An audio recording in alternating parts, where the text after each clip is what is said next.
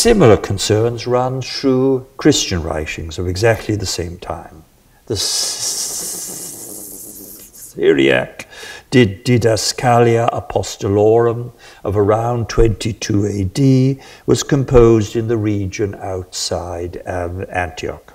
It was a frankly outré document. It proposed the complete centralization of almsgiving in the hands of the bishop and his clergy.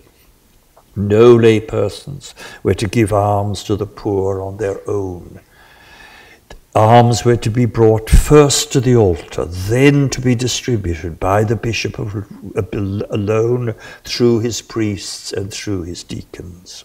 The poor who received these alms might be told the names of the donors, but they would be told in secret, so that they should offer intercessory prayer for their benefactors. The power of these prayers was treated as all the more effective because they were hidden. Now, seen in this way, the poor were to be as silent and majestic as an altar. They became human altars, places of offering and prayer, untouched by earthly ties of gratitude to individual rich persons.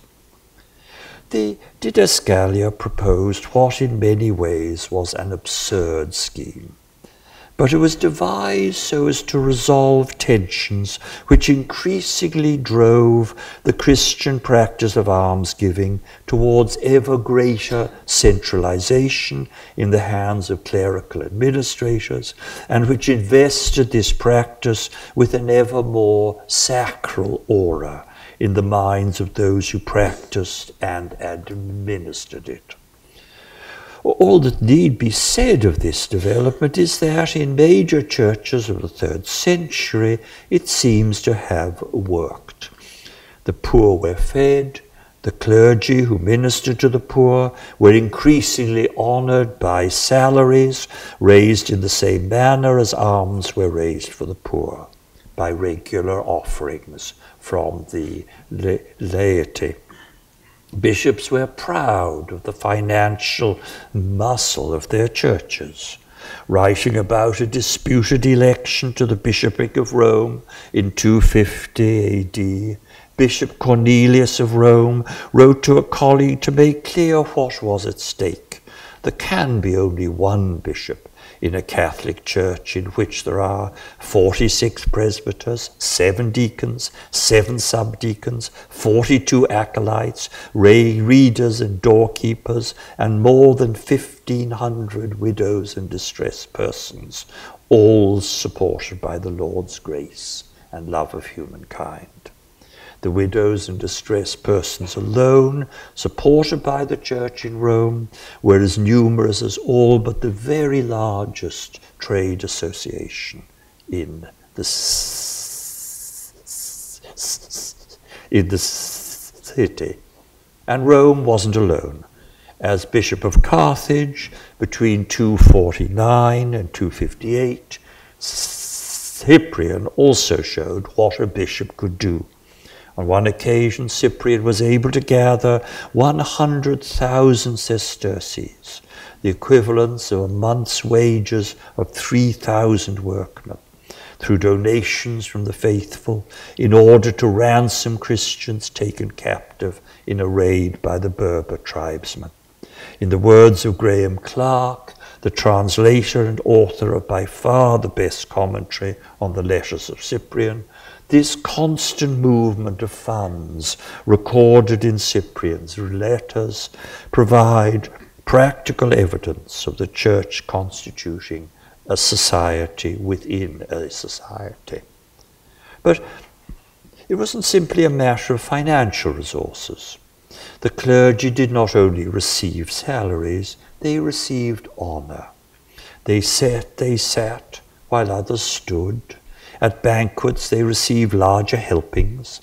Altogether, all over the Mediterranean, the Christians joined with gusto in what Onno van Neef, in his study of the professional associations of the Greek East of this period, has called the game of ordo building, the replication in miniature by groups of hard-handed.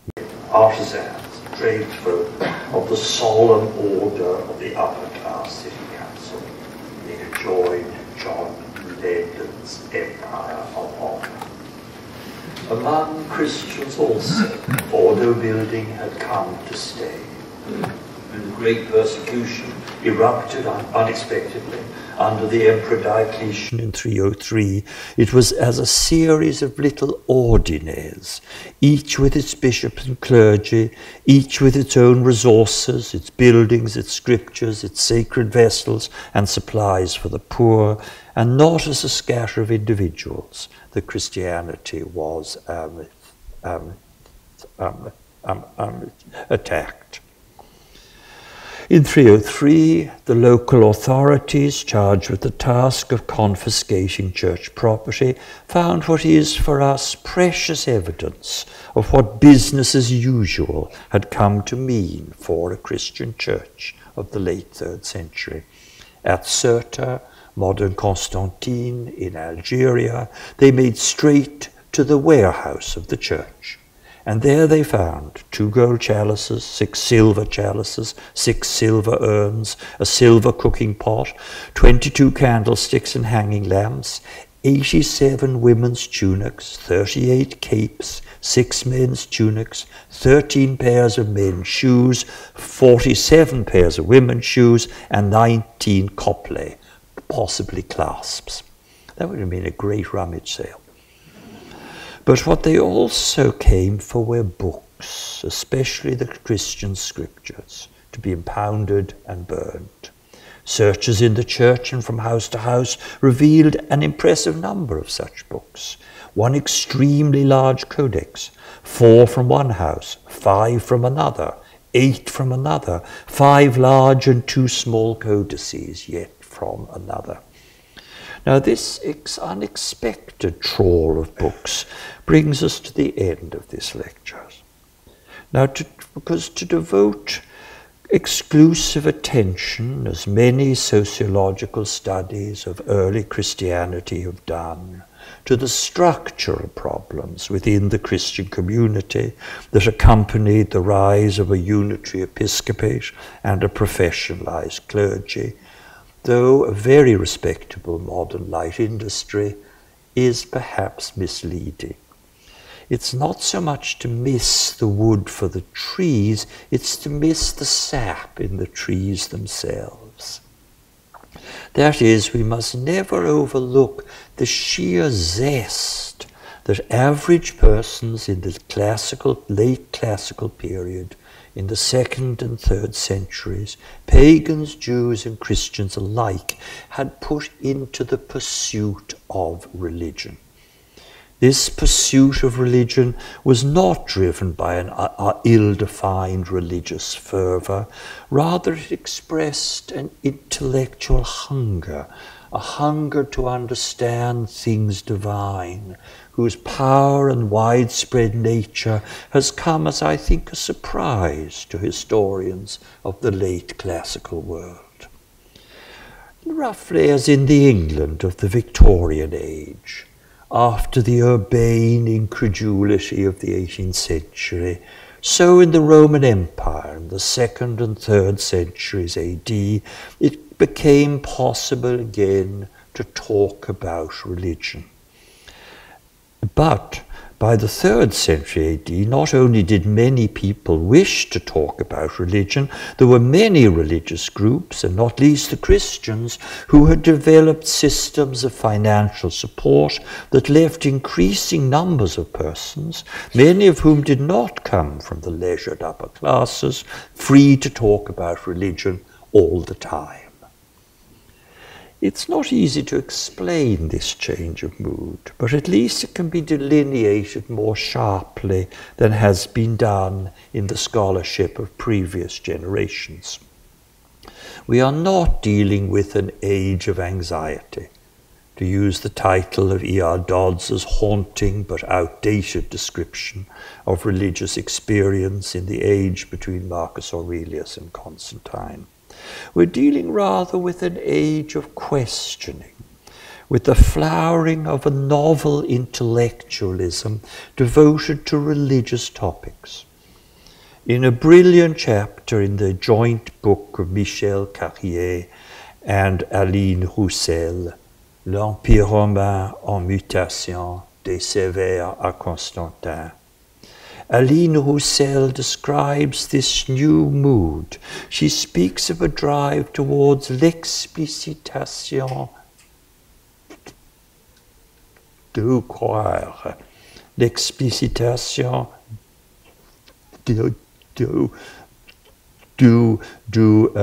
croire.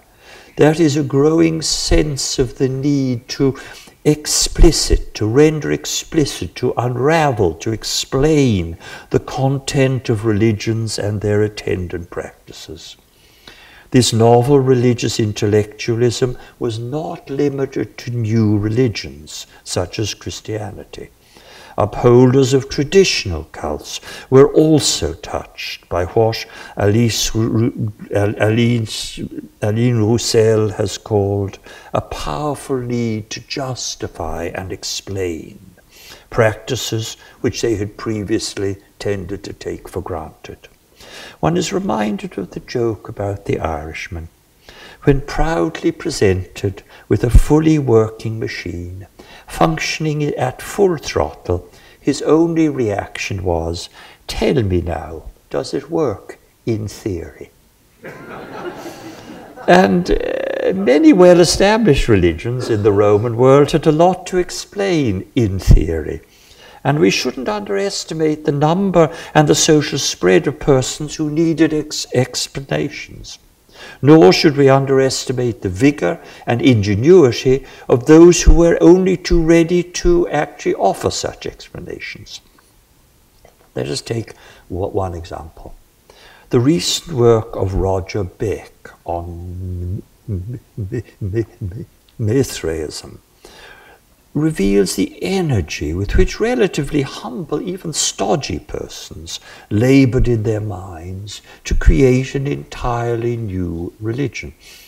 Yet, as Beck points out, the explosion of religious inventiveness associated with the elaboration of the mysteries of Mithra, an explosion which coincided with the first century of Christianity, has passed largely unnoticed, because it spread, in Beck's sharp words, among antiquity's non-chattering classes.